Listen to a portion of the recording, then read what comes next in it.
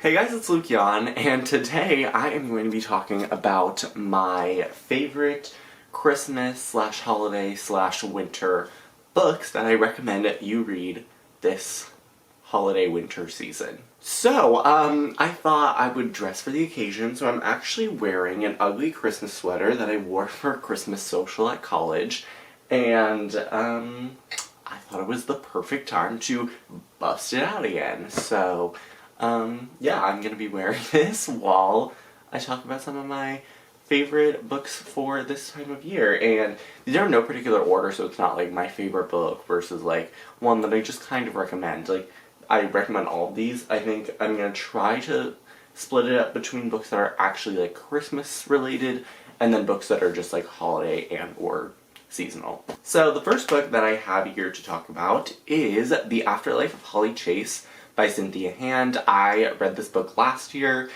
This is one of the Christmas type of books that I read, last Christmas.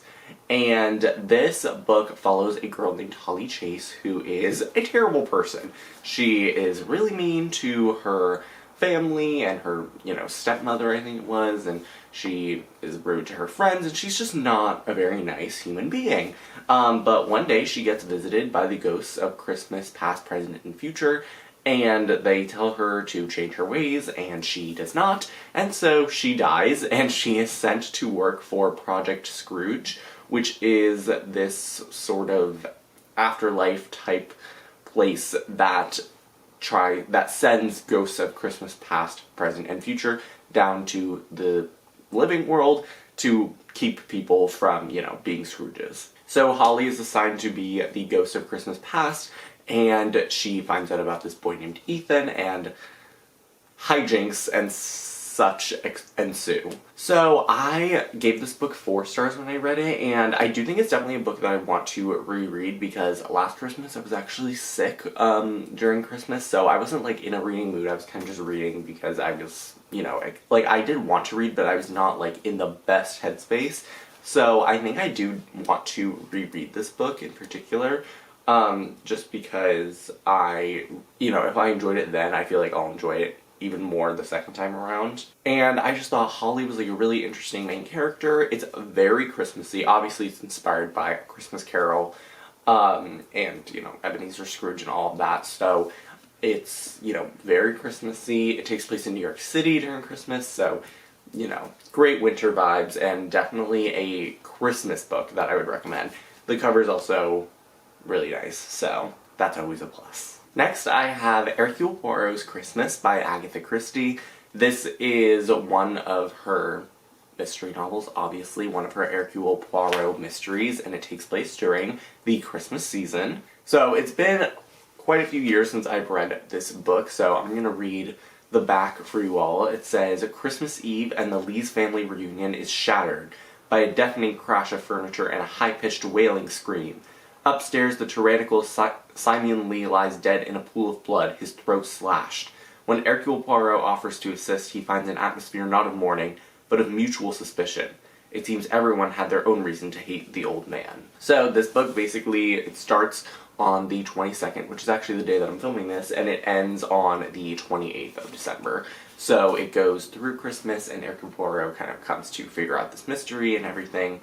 And this is definitely one that I would want to reread as well, just because this is one of my favorite Agatha Christie's in general, and of course, it's holiday themed, so it would be a fun one to revisit. And I remember the mystery being really engaging in this book, and the ending to be really interesting.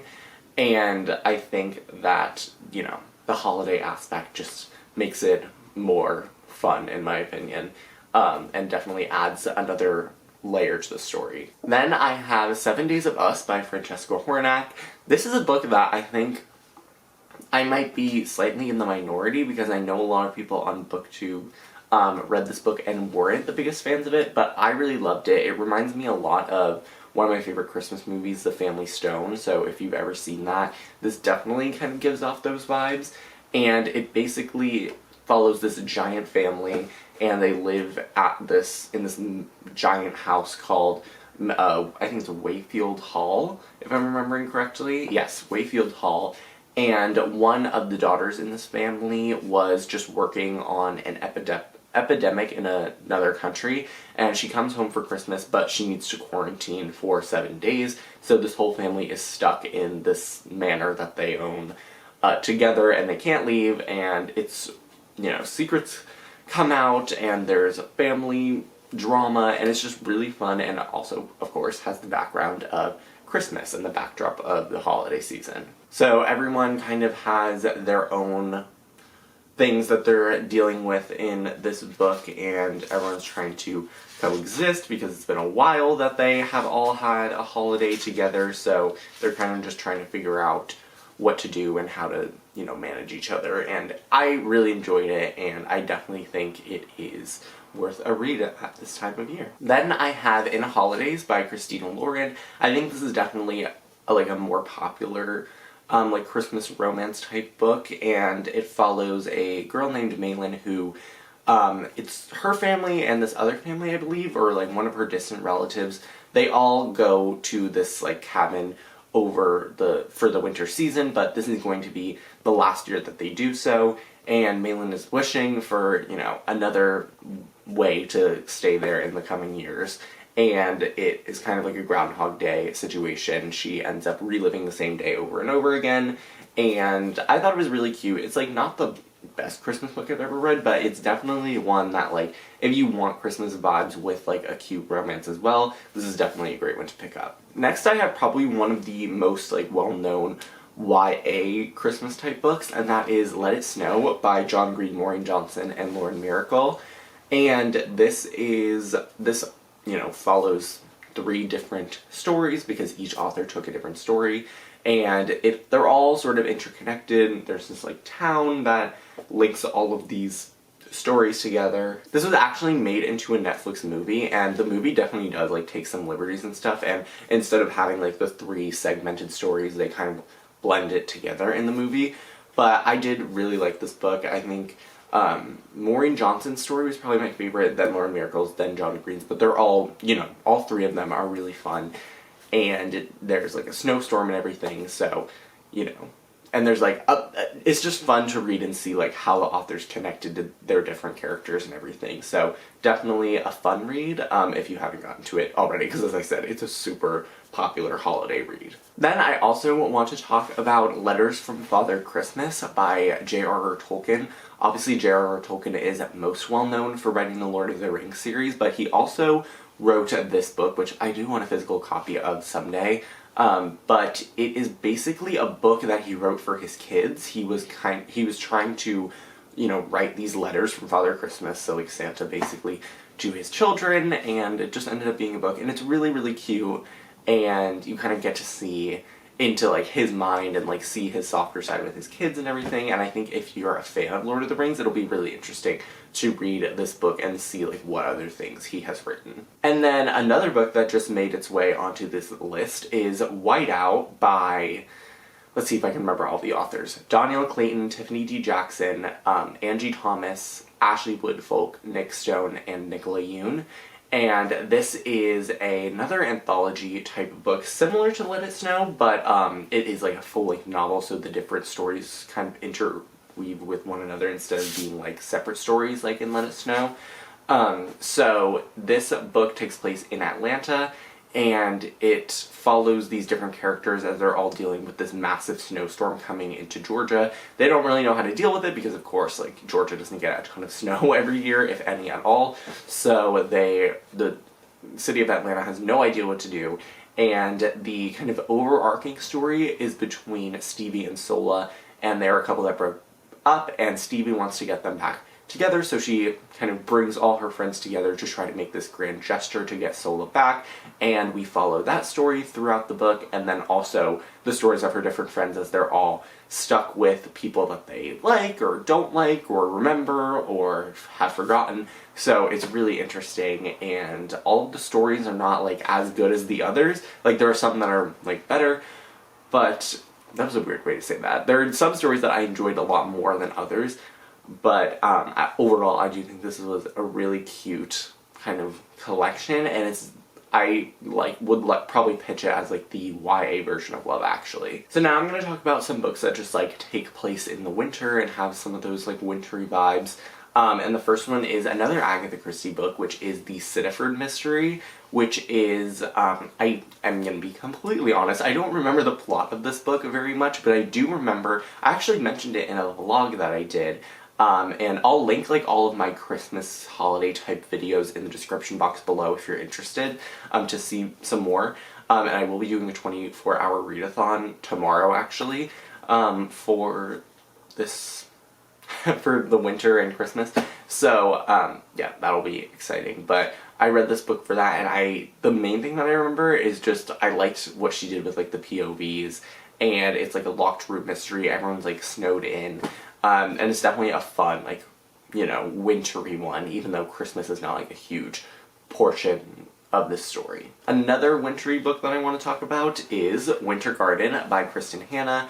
This is, obviously Kristen Hanna is so well known for The Nightingale, which is one of my favorite books of all time, but Winter Garden is also a really great book from her that I enjoyed a lot, and it follows these two sisters, Nina and Meredith, who don't know a lot about their mother's past, and their mother, every time she's asked about her past, never wants to say anything. But when their mother, Anya, you know, deals with this loss in her life, she decides to tell her daughters the story of her life, and so Nina and Meredith kind of sit as their mother paints them this picture of her life in Russia. So this is a book that actually took me by surprise because I wasn't thinking I would love it so much because it was, you know, it wasn't like one of Kristen Hanna's most well-known books, but I absolutely loved it. I loved all of the characters. I loved the two different stories because we obviously get like Nina and Meredith's story and then their mother's story as she's telling it to them. And it is just like the way Kristen Hanna weaves these two narratives together is so masterfully done. And I just loved both of them, and I thought that the characters were so fascinating and three-dimensional and complex, and it's definitely a great book. If you want to be a little bit sad this winter, definitely one to pick up. Next, I have The Bear and the Nightingale by Catherine Arden. This is a fantasy series that takes place in the wintry, you know, Russian wilderness, and we follow a girl named Vasya who has heard these, you know, fairy tales all of her life, and she is, you know, told all of these things about these Russian monsters and everything, and one day she ends up encountering some of these fairy tales, and kind of there's this like big fantastical quest and everything. And this is actually a trilogy. I've read the first two books, and I'm definitely excited to read the third one next year. This is just so well done. Like, this is peak, like, winter vibes if you want a book like that. Like, it takes place in the wilderness, in the forest. It's super snowy, and Catherine Arden has a beautiful writing. And some of my favorite thing about this series is just the way that she's able to paint a picture in your mind. So you will feel, like, you know, how cold everything is, and you will feel, like, the vibe of this, you know, these, like, you know, Slavic fairy tales and everything. So definitely one I would recommend if you want like a fantasy type winter story. Then I have Whichwood by Tahira Mafi, which is one of my favorite books of all time, and it's like nobody talks about it because this is definitely Tahira Mafi's least known series. This is a companion series. The first book was Furthermore, which was probably a little bit more well known, but Whichwood I feel like is Tahira Mafi's most underrated book ever. It follows this girl named Layli, who she is kind of like a mortician in a way. She's like a fantasy mortician where she is in charge of cleansing the souls of the dead citizens in this town of Whichwood, and so that they can pass into the afterlife. And she ends up getting a visit from the main characters of Furthermore, and they go on this fantastical quest because Layli is actually turning silver because of the toll that this magic is taking on her every single day. So it's definitely like a dark, fantastical story, but obviously, as you can tell from the cover, it's very wintry. Tahira Mafi has like some of my favorite writing ever. It's so like atmospheric, and you can feel like the setting, and you just like love the characters so much, and it is such like a fun winter story, and it's so whimsical and just one of my favorite books that I would definitely, I think, needs more attention for sure. And it's inspired by like Persian fairy tales as well. It's phenomenal. Then I also want to talk about The Crown's Game by Evelyn Skye. This is, you know, not like super holiday-y, but definitely very wintry. It's kind of like The Night Circus meets like Shadow and Bone would probably be the best like comparison. And it's just really fun, and I thought I would plug this series because I really enjoy it, and I feel like it doesn't get a ton of attention, but it's like kind of wintry, takes place in St. Petersburg if I'm remembering correctly, so it definitely has that like Russian, Slavic type of cold wintry setting. And speaking of Russian, Slavic, cold wintry settings, I have The Silvered Serpents by Roshni Chokshi. This is the last book that I'm going to talk about, and this is the second book in the Gilded Wolves series, which is, I'm sure as many of you know, one of my favorite series of all time, and I usually reread it every year, but I did not get to it this year, and I don't remember if I got to it last year either, but I will definitely be, you know, reading the trilogy all the way through in 2024. Super excited. I'm probably going to do that in February. I just love this series so much. I love these characters, and this book is actually my favorite book in the series, I think. I don't want to discard this book, but basically I'll describe the series as a whole. It follows this kind of ragtag team of misfits in the late 1800s. The first book takes place in Paris, and they basically just go on heists and quests in order to find these magical items. And this book takes place in Russia on the shores, I guess, of Lake Baikal, and there's like obviously a really cool like wintry palace, and just Roshni Chokshi really brings it with the winter vibes in this book. So definitely recommend this series and this book in particular. But that is it for my recommendation list. I hope you guys enjoyed it. I haven't really done recommendation videos on my channel before, so this was definitely, you know, interesting to do, and let me know if you would like to see more of these videos from me. That is it for this video. I really hope you guys enjoyed. All my social media links are in the description box below, and I will see you very soon for a new video. Bye!